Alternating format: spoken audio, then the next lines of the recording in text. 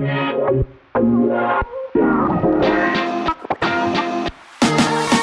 up, guys? This is the podcast for Christmas Cowboy, and today I have Colin Bell, our infamous composer for Christmas Cowboy. And you know what, Colin?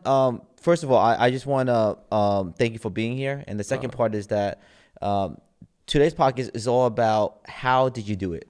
Okay, cool. Yeah. You know, because this it seems like this movie has always been this rush, chop, get it done, and I have to apologize to you because when we talked after making the movie, we had all these months to go about creating something, and he says, and you said to me, Khoa, I just don't, hey, this is not gonna be that like that Bezos movie that we did, right? And where it's gonna be last minute. So I said, no way. Oh, you do remember that? All right, good. Hey, be transparent with me. Yeah. I said, no way. I said, and then all of a sudden, everything just kind of unlocked itself. And look, that's the nature of filmmaking, man. But Colin, I want you to introduce yourself to the audience, and we're live on TikTok, by the way. Oh, this is our awesome. first time going live, so we'll see what happens. Yeah. But love it. Tell me about yourself. All right, so name's Colin Bell. I'm a film composer. I've been writing music for a long time. I wrote music for school marching bands and orchestras and percussion ensembles and drum lines, and did that as a career for almost 20 years. And then a couple of years ago, I decided to try and pivot into a composing space that had a bigger upside, pretty much. Like, I was working a lot and, had my business set up and income and all that stuff, but it couldn't really go any further.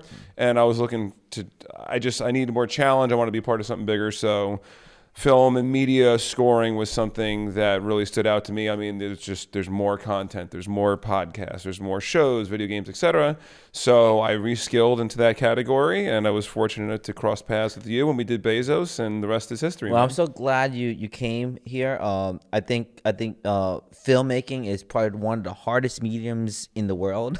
For sure, yeah. As far as entertainment-wise, creating media, telling stories, right, and trying to do a good job out of it. There's so many components to it. But, okay, so to the audience, and I'm curious myself, I want to know what was the biggest challenge for you when you started thinking about making the score? Usually, when you're thinking of a film score first, it's just like what flavor do you want it to be? Do you want like electronic music? Do you want a rock band, an orchestra, right? So I felt we were pretty dialed in on that from the get-go in terms of the instrumentation. So sometimes that could be the hang-up first, is like maybe the director and producers don't know what style they want. You got to help. I kind of knew what the style was. You did, yeah. You're very particular, and it helps a lot. So that first step was already off and running, right? The biggest hurdle, I think, was finding the right, harmonic language for the film. So, like, what does that mean? So, well, first of all, that means, a lot of rejected cues in the first couple rounds, you know what I'm saying? Because you're like, no, this isn't hitting the right thing. So harmonically, I mean like the kind of chords, like a film like this, which has a couple things going for it. It's got family nostalgia.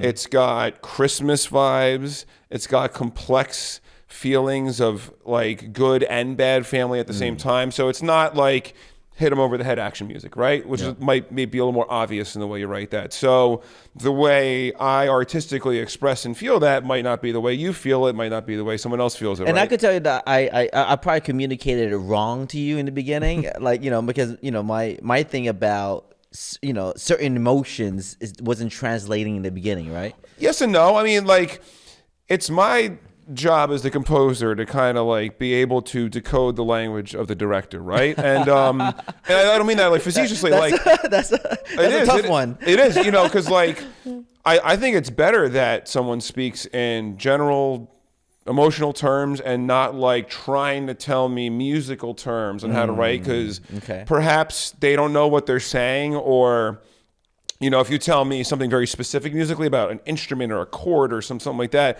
and it's not really what you meant, and then I give you literally what you asked for, then you'd be like, that's not what I'm talking about. So, you were good at articulating like, this is like too melodramatic. That was something you said a lot. So it took me a while to really, not because you weren't being clear, it's just like I have to understand what your brain and how you feel about that is, So it took a couple rounds early on, but we got there, right? And then once we hit it, I mean, we were rolling. I had no doubt. I know we had like a, in the beginning, it gets like, okay, this is not working. This is not working. This is not working. Yeah. And I think it was your mindset of, okay, I'm going to get it done, and that's what it really boils down to, because I think, you have to have that type of resilience in this filmmaking world, right? Damn, man. Yeah. I mean, you have to be, I've been saying this a lot. You just got to be a dog, man. Like, you got to it's a grind. Can you handle rejection a lot? Can you handle the fact that even if you see something some way? You know what? No, not many people could. Not in filmmaking, because it's a very artistic medium, right? Yeah, and how can you separate your ego and feelings from your artistic project? I was talking to Eliana, who is the star of the movie, by the way. Yeah. And and I told her I get scared of her feedback to me. Really? Okay. No, because I'm afraid of giving feedback based on what she does. I'm not afraid about feedback from me. I'm okay with it. You can tell me. I encourage that. I said, be as negative as you want, because that's how I learn as much as I can, right? But there's some people that has a hard time taking feedback, and sometimes I'm just, because I know Eliana, but I'm not like, I don't know Eliana on the back end. I don't know her long enough, and stuff. But I love her to death, But so because of that, because I respect her so much, and because I respect you and I respect other people, it's hard to give critical feedback, right? Because you love them, you respect them, they work hard for it, and it's like, and I want you to get better, but then it's like, you don't want to discourage either. So how do you take it? Because you seem to take feedback really well. It takes a lot of practice to get there. I've worked on a lot of creative teams in different productions and genres across 20 years. And when I was like 22 doing things like this, I probably didn't take it as well. You know what I'm saying? Okay. You have to you got to separate. If you set your mindset up the right way and be honest about what the gig is, then you're not going to have that much problems. And writing music for film is a service-based industry. Like, I am a client, in this case of yours, right? And you are asking me for a product, and it needs to be designed a certain way in your vision, because you're the one with the 40,000-foot vision, seeing how all the elements come together. And I have to deliver what you're asking for. And it's harder because it's artistic and it's not objective all the time. But under time too. Under incredible stress of time, yeah. So I mean, again, it seems like it's all like dark clouds and tough, and it's hard. But I think you do a good job, man, because you give your feedback. I like that you're just direct. You're no nonsense. I'm the same kind of way. I think some people are threatened by that, particularly people not from New Jersey. Don't get that Jersey people are just just get to the point. Say what you mean in 5 words or less, and do it, and hurry up, please. That's right. That's exactly right. Yeah, and you're like that, I'm like that. So if that comes my way, I'm like, cool. Well, it just needs to be this. I don't have a problem changing whatever I create, because my goal is to create something. When I get that feedback and I can hit the things you're looking for, but still hit the things I'm looking for, and then Eliana's happy too. The music has elevated beyond just me. Harmonically, I felt like once you nailed I don't know what scene it was, but I think it was the bedroom scene when she signed in one of the bedroom. That was one of the points I felt like we started finding it.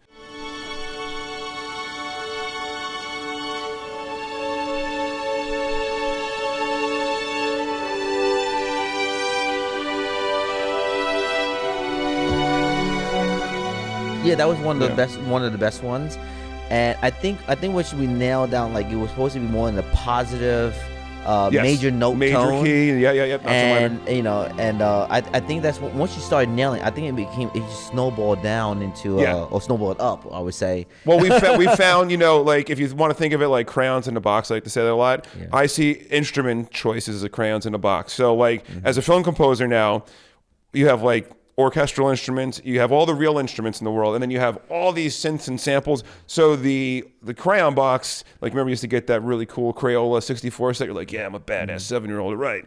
Now that crayon box, whereas that whole crayon box was the orchestra in the 90s and the films that we love from back in the day, like it's an infinite amount of crayons now. I can create any sound and sample anything and twist it and turn it with the violin. So you got to pick your crayons in the box first. So that's instrument choice, and then stick to that because you need the music to have a familiar sound throughout the film as a consistent product, right? So, but how, you know what it is? I think one of the, I mean, what I did for you and for the sake of the film was I pulled on temp music. Yep. And for those that don't know what temp music is, it's I would take stuff from Home Alone, I would take stuff from whatever major stuff that had like commercial success that was accepted, and I would use that music and I put it into the film and then mix it up, and and sometimes I would get lazy around it. I just want the cues. So it's the same songs over and over and over, which doesn't help the movie. But for me, in my head, I just wanted to know the timing of it. Yeah. Giving that to you, was that a challenge? No, actually, I appreciate it because when music comes in and out of film is like a very personal choice. Like, I mean, you could look at a scene and I think like different directors would be like, no music. Some would be like, I want wall-to-wall music. Some people are like, I only want music when this happens. I hate wall-to-wall music. Right. And I'm as a composer, neither do I. Because there's just a lot to write. But so, by you giving me a temp score, I'm like, all right, he's feeling the music here. It answers a lot of questions that I don't have to interpret, and it saves time too, which, as we know, is, But you know what? I was afraid that it was gonna burn the type of style into your head, and I think at a certain point it did, and I said like, no, just completely erase that, right? Yeah. So that's the danger. It's a positive and negative.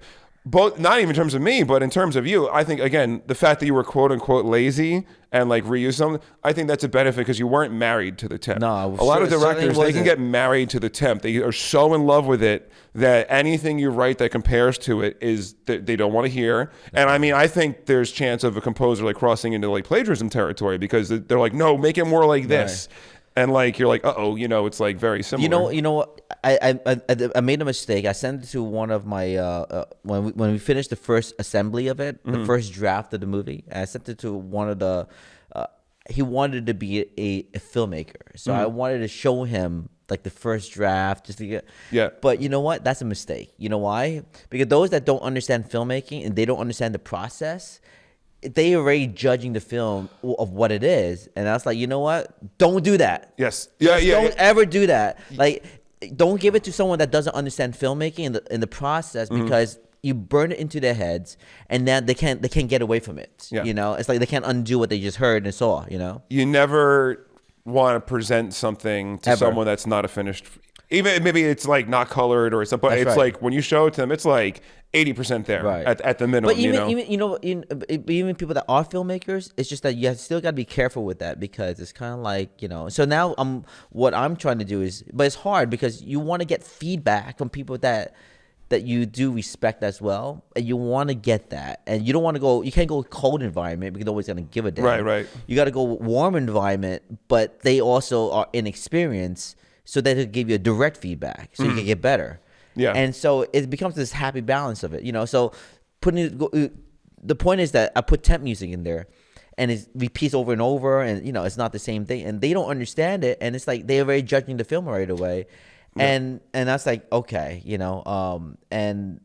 but right now, like it's kind of like after you go through that temp score and understand it from a director standpoint, it's kind of like it's a totally different movie, right? I mean, don't you agree? Oh my God, yeah. And I think the way that you set it up and the way we've done it, like it couldn't be any better with the time frame. I mean, how long did you do it? 13 days? Was it 13 days? A whole film on location? 13 days in the snowing cold, with horses, horses, and Yeah, I can't imagine kids. Like this. I can't imagine, but like just oh my God. So like, and the same thing for me. Like 4 weeks to do the whole thing. So.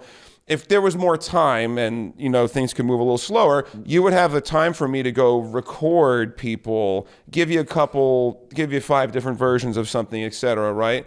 I could afford to take a risk on something, record it, present a risky idea to you, but we don't. So we got to make quick decisions. So you make a temp, you repeat a couple things. It's okay. It got the job done. I communicated your intent, and I don't want to copy the temp. Right. Obviously, I want to do like my thing. And right? You know what? And I think there's I don't know how you feel about it, but I think there's a benefit for speed work, right? Yeah. The benefit is that you get it done. Mm-hmm. And then you're practicing how to get it done at the highest quality level as what you're given, what kind of budget that you're given. but then if you had the budget and you get to have time to doing it, now you're going to this indecisive route of things, which will also hurt you as well. You know. I feel that a lot. I'm agreeing, but then it's also killing me because like the crunch is killer, man. It's just like it's really, really freaking hard, man. So, but you are right. Like when you have no time, you got to make quick decisions, and you don't have time for that indecisiveness. So how do you battle that? Like, you know, I'm putting a lot of pressure on you without having to nag you, but you know this pressure. You know, I mean, it's. I almost don't want to tell you because it's like, well, I don't want to do it in 4 weeks again, you know. But like when I'm like, all right, I have 2 days and I got to get you like 4 or 5 cues in 2 days. I'm like, oh my God, like, you know, okay, watch the scene, start singing, start playing, hit record, go. And you're not shaking, you not have anxiety, you kind of. Oh, I have anxiety. I'm not sleeping at all, brother. Like not at all, dude. Oh my God, no. There's. I know you're sending me stuff at 5 o'clock in the morning. Yeah, but the anxiety is not from invention of music. Like it's like, all right, I just got to get to work. This is where prep work comes in. You know, we're not writing an album and experimenting in the studio. That's like right. we got like 2 weeks in a cabin in the woods to chill out and, you know, eat peyote and find ourselves. You know what I'm saying? I got to like make choices, and we already know the crayons in the box. We like the instrumentation. We have a small string ensemble, a woodwind soloist, a steel string guitar, piano, celeste, which was like the Christmas vibes. That was the celeste. I leaned on the celeste a lot. Just hearing a celeste makes you think like, you know, the Nutcracker Suite and like, you know, those kinds of Christmassy vibes. So the instrument selection is there already. And also by the instrument selection itself being purposely limited, you can be more creative because you only have the strings or this or that, right? So that, whereas Bezos, I had to make a whole template of synth stuff ahead of time because otherwise I'd be loading synth presets all day. I want to play something for you, right? So one of my I always say my friends, he called me this morning. Yeah. And I got to record him right away through the call. And this is what he said. So amazing how this freaking film just hit me. Having my 2 daughters, oh my God, I can't explain it. It's that amazing. They just did. Everybody did the job phenomenal, brother. And you did it with such taste and the passion you put behind it. I can't tell you any more than what I'm telling you, but I literally, I'm going to make it my favorite fucking movie right now. And literally, I appreciate it, man. And you know, Jersey guy right there, I think you know, like it's the whole entire thing. And you know, I would never think that I would get this type of feedback, right? Yeah.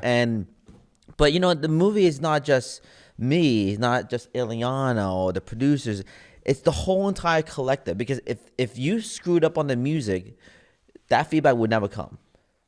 Right? Sure, yeah. Because the music is, you know, I mean, 75% of the film was music, right? We're not wall to wall with it, but there was a lot. There's a lot of music, right? And it's a Christmas movie. You need to have it, otherwise it's gonna sound like a soap opera. Yeah. Right? You got to keep that like kind of Christmas feeling. Adrenaline pumping the whole time in the veins. But the way you scored it, it's not Hallmarky. I appreciate that. It has this, you know, like I would say, I wouldn't call it, you know, John Williams, but I would say that it's you know, it meshes really, really well. And I would say it's a you know, you could tell that when it's a corny Christmas movie, where it is. No, this is not. I don't think this is any corny. Oh, I appreciate it. Thank you, man. You know?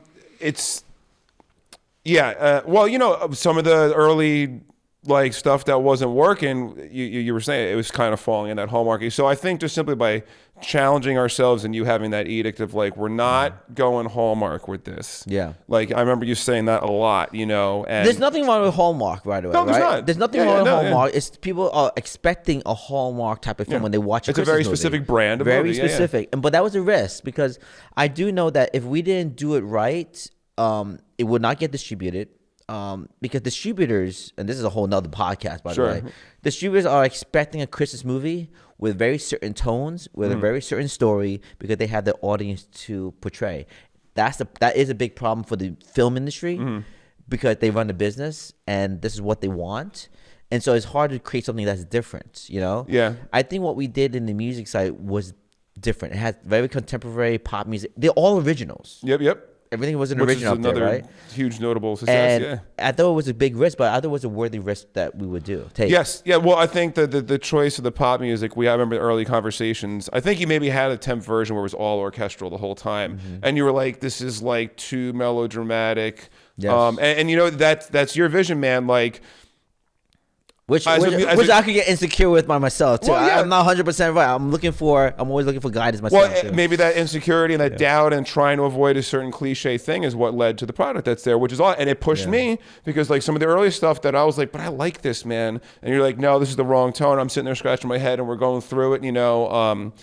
Like we found the tone. We had to work to get there, you know, but it's okay. But through the input you gave me on the way back, the time crunch, finding it and rolling with it, like we found it. You know what I'm saying? But you know who else helped us? Obviously, Eliana had a big part on, not just as an actress, but also a big part in the post production with us too. Okay.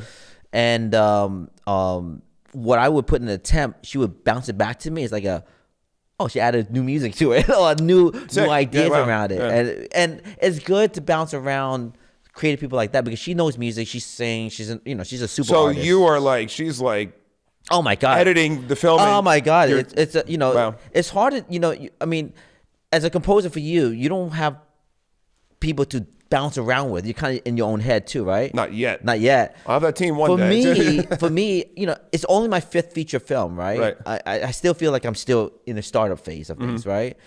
Eliana's her first feature film, but she's done like tons of shorts and everything else, and and I'm sure she put even more time than I put into filmmaking, right? But she's done it in the short film, and I just feel like it's great to always go back to somebody and say, "What do you think?" Right? And then they bounce it back to me and whatever it is. But you don't have any of that. So it's besides my feedback, just yours. That was it. I'm kind of cool. So you must have some sort of super high confident level IQ music, wherever it is you have in yourself. I can do that. I do. I have the confidence that I'm going to get any project done that I take on at any time. And it has pushed me to my limits. This film pushed me like to my emotional. I mean, you can remember an 11 p.m. phone call. I'm driving home on the turnpike. I'm like, "Wow, dude, I'm not going to get it done." And like it was because it was the last 2 weeks, and I was like writing 16 hours a day, and then I also played a musical in Sea Caucus for a week. Right. So I was doing the film and then driving to Sea Caucus from that on and back and forth, playing like a musical. What? I appreciated your candor and everything else on it, but I was like, you know what? No.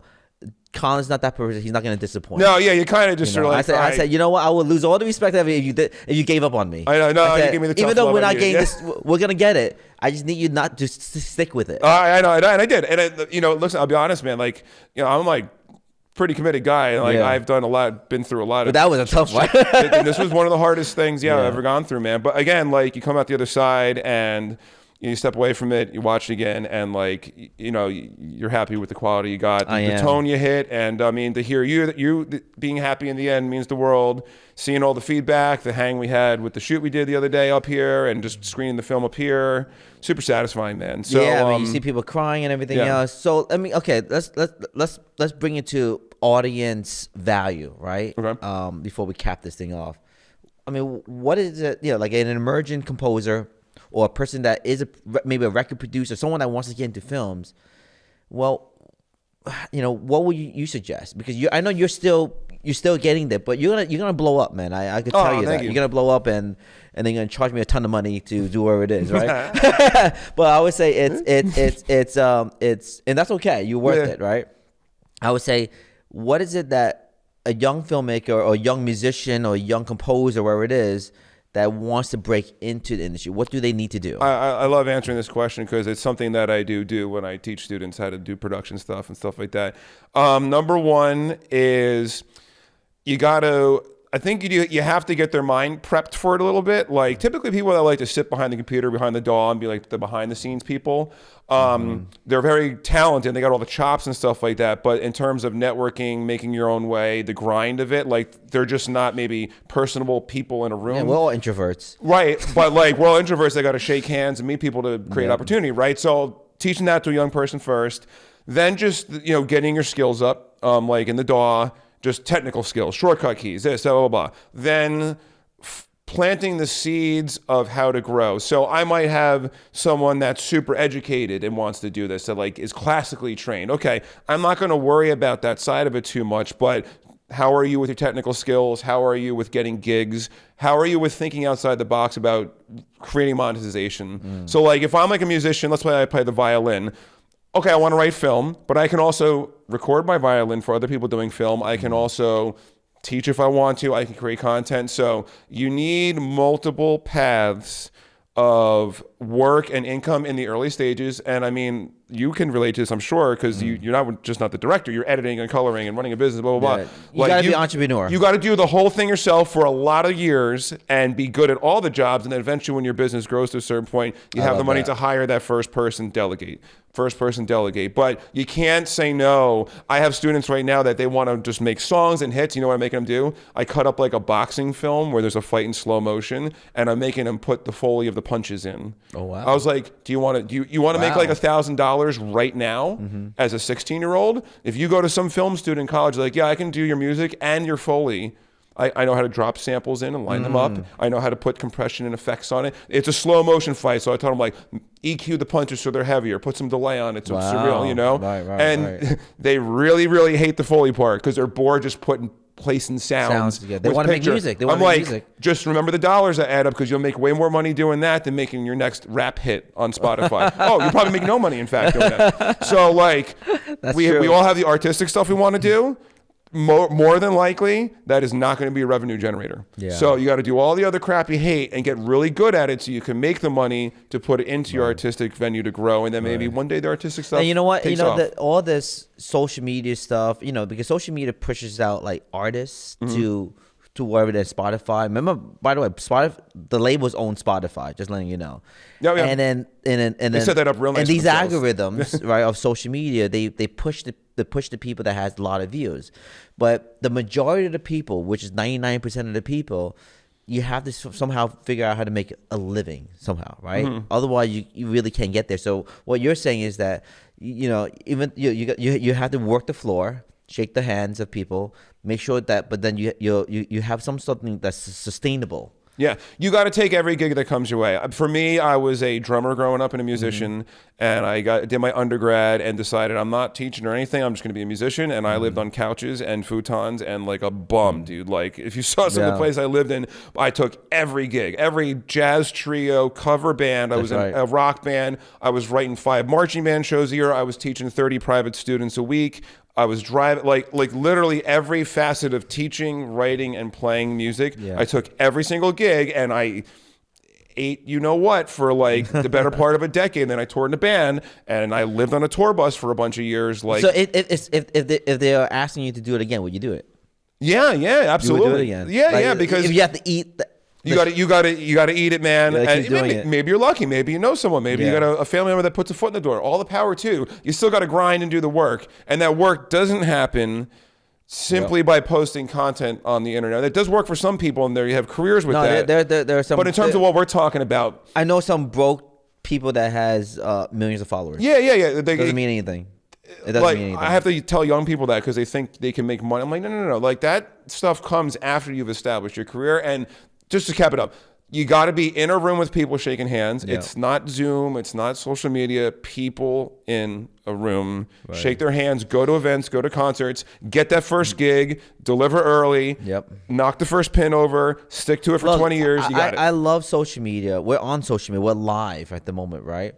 All right. But I would say it's important that you have the skill sets, master the skill sets, put the tens of thousands of hours into your work, and then when you're ready to build, I think you should be building your social like now, right? Whatever it is, maybe a day in a life, learn as you go, wherever it is. I'm not a social media person like Eliana, who has like an incredible social media. And her output is like insane. It's incredible. Yeah, it's impressive. It's unbelievable. It's super impressive.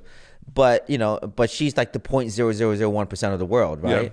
You know, and so if you're not that person, you know, you got to build that. But first of all, she has a massive skill set, anyways. You know. Yeah, you can't do what she does without being really, really good. Yeah, so I think people, they poo-poo it a little bit, like the social media stuff. And, you know, a lot of it is lame. I don't dig it, but that's not what she's doing. I am giving massive credibility to Eliane. That's how much respect. Yeah. That's how much love I have for her. To the camera, that's right. But it's you know, in order to get to that success, you have to put those hours in. And over 10,000 hours. Yeah, and she's obviously really good because millions and millions of people want to watch every single she does every day. So that's not fake.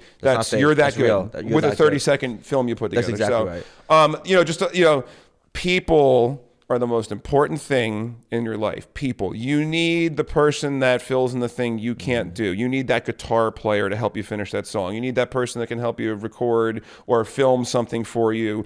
You need people. So value the people around you and make sure they understand how much you respect and value them. Forward that value every way you can. Even if it's payment and it's not that great, make the effort. Beautiful. Like, give them, like, I always pay my people on time. I pay them as well as I can. Even with this film, you know, like, it was pretty low budget. Yeah. We had musicians. We got it done, man. Like and if you commit to that, they'll be in your circle and they're going to come through for you. It's like no budget, but it's yeah. Okay. So what we're doing is that, you know, you were here for the music video that we did. Mm-hmm. We're coming out with singles. We're gonna drop some singles to like Spotify and YouTube, wherever it is, right? And then you got your cues, your music. You know, we plan to release all that music for licensing on Sutudu, right? What is your after that gets released? I mean, what's your next thing that you want to do? The next thing, well, I'm always excited for the next film. You know, so like that's. The next part of the do everything is once you've been doing it for a long time and your life changes, right? Like you are older and you're starting to gain traction in a certain direction. You have a family, whatever it is, you got to start narrowing your focus, right? Okay. So my focus has narrowed significantly over the last 5 years from like full-time teaching, full-time writing, composing, and full-time gigging. Respectable. I've been toning the gigging down a lot, and the teaching I've toned down a lot, and the composing thing I'm opening up a lot. So like films is my goal right now. Like I don't want to just do films, but like I'm on a roll with it right now. We got 2 done. I've got other things in you know, the works with other people. This is already catching on, you know. So like I'm going in that direction because I think whatever you put your focus on will expand, right? I did promise you that this was gonna get promoted. Oh yeah, I know, and we're just starting, man. It's awesome. So next year my goal is to start the next film, but I am gonna do one like artist project with a friend of mine. His name's VJ Manzo. He's the guitar player on this song. I'm sorry, this film. He was the guitar player on Bezos. He was a guitar player on the Echoes podcast. So he's like my friend from undergrad days. Brilliant guy. Long story short, he's a professor at Worcester Polytechnic Institute, and he runs research programs where he builds like new components to guitars, whether it be electronic or physical. He custom programs his own software instruments and plugins. So he's really into making music in new ways with technology. Probably got to get him on the show. Oh yeah, well we're gonna do something that really exploits everything that he does. Like he 3D prints instruments he just designed. It's fascinating. So we're gonna like do an artistic project next year, really highlighting all of that. And again, I expect 0 revenue from this. You know what I'm saying? But like at this point, I've done film. I got people looking at me. We're in the entertainment business as indies. Of course, there's no money into it. Yeah, but you know what? Now that I got some eyes on me. I've gained a little bit of notoriety for the 2 films I've done with you. Like people like to see the music I'm doing. So cool. Yeah. Let me do something with my friend now that like means a lot. You know what I'm saying? So I'm gonna do that, and we'll release video and all that stuff, and I'm sure it'll be really cool. And that's my one goal for next year, and do the next film, and that's it, man. That's it. Okay, so we'll cap it off right now. So check out Christmas Cowboy if you haven't watched it. It's on Apple, Amazon Prime. It's on cables, Verizon, Spectrum, you name it. I think it's all over the place. How it works is this. It takes about 3 to 4 months to go through what they call TVOD, transactional video on demand, meaning you have to rent it or you buy it. And then after about 3 to 4 months, they do a deal with the SVOD companies, subscription on video on demand. We try to go exclusive, maybe with a Hulu, maybe a Netflix. I don't know if Netflix would pick it up, but a streaming platform. And then we go free TV, like full free TV, which is like Tubi TVs, the Plutos of the world. And then it goes into what we call catalog. And that's how it works. And then hopefully year after year, it gets replayed. And we'll on to our next projects way before then. Absolutely, yeah. So and the music. Make sure if you want to listen to the full album, you want to listen to that would be the album's not gonna come out yet. They're releasing singles, but you want to listen to the whole thing. But you want to, if you're a filmmaker that want to use some of the music, you can go to sutudu.com and be able to subscribe. Buy the licenses to use it for your film, and you got worldwide. Yeah, I'm really excited about that. I know we're not diving into that too much, but just like all the music you hear, if you like something, it could be in your film. And you were talking about business stuff. As a composer, getting your music back out there a second time or infinite amount of time. Absolutely. Even if it's just one track here or there. Hey, my stuff's getting out there. It's getting on another cue sheet. Makes a little more revenue. Again, like how can you generate revenue in different ways than once with your product? And that's the goal. That's the goal. It's so hard to generate revenues in film, so we got to find other ways to generate revenues. And you did a phenomenal job on the music. Thank you. I wish I had more money to pay you, but but that's gonna come. That's all. That success is going to come. It's I have all no good, doubt baby. about Yeah, that. it's gonna happen. And but in the meantime, we'll license the music to other people that wants to use it too. And I don't see a big problem with that. I would love in to today's see, age. Yeah, I would love to see my music. Please use my music again. It's I love sharing. I love hearing it in other places, and cool. The hope is that we give you a nice selection that exceeds what you might find on other royalty-free sites and stuff. Well, like that. I got a slate of 10 films, and hopefully you're gonna be in the pipeline for everything. 10. Let's go. All right. So just it'll be more than 4 weeks, right? Man, no promises. Appreciate you so much, man. Thank you guys. See you soon.